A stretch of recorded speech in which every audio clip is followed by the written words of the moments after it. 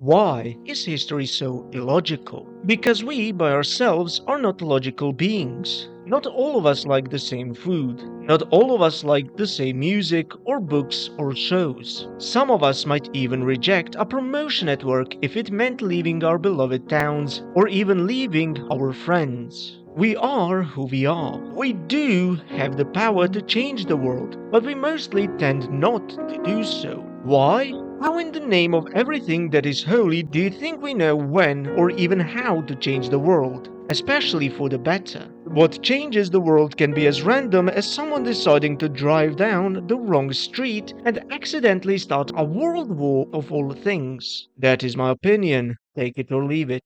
If you are still here, hello and welcome.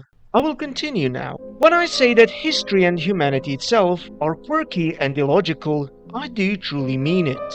There is no scientific reason for avoiding a black cat, but by God will we all do so just in case. God forbid something truly happens, or even the question, does God exist? Some would say yes, some no, some would be simply too terrified to contemplate doing something too bad just in case the God exists. Take for example the human nature and the indomitable human spirit. Take Finland in the Winter War, and the Polish Armia Krajowa and the Yugoslav partisans in the Second World War. Outnumbered and outgunned, and yet they survived. Despite all, Armia Krajowa never abandoned its goal of liberating Poland, despite heavy prosecutions. The Yugoslav partisans represented the most effective resistance movement in the whole Second World War, liberating themselves and keeping the Germans occupied while driving them up the wall. And Finland refused to surrender in the face of defeat, fighting valiantly despite it being a certain defeat on paper. The more terrifying example of human spirit is that of a man that set himself on fire and started a whole series of revolutions called the Arab Spring.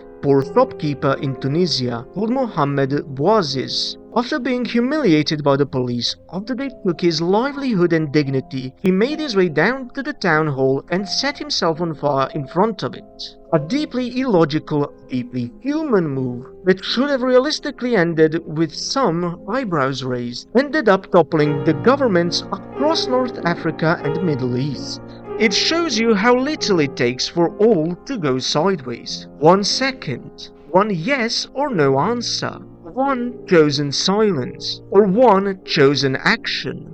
Take another example while we are in the region, the rise of Islam. It began in Arabia, poor and backwards peninsula, full of superstition and nothing of particular value. All of a sudden, the Roman Empire, the Persian Empire, were being humiliated in the field by a bunch of no-ones. Yes, they were exhausted, but it is still the true what the fuck moment. That would be as if Honduras today started a conquest of its neighbors, conquering Mexico and then beating the US, taking Texas and other parts for itself, while also humiliating Russia and dismantling it on the side. Logic took a look at the situation and decided, peace the fuck out. The reason why it seems like history can be so mad at times is because we ourselves are a little mad. God knows we can walk under the ladder or break a mirror. God knows we can walk under the ladder or break a mirror. But by God will we avoid doing that if possible. History doesn't make sense because we don't either. Pozdra.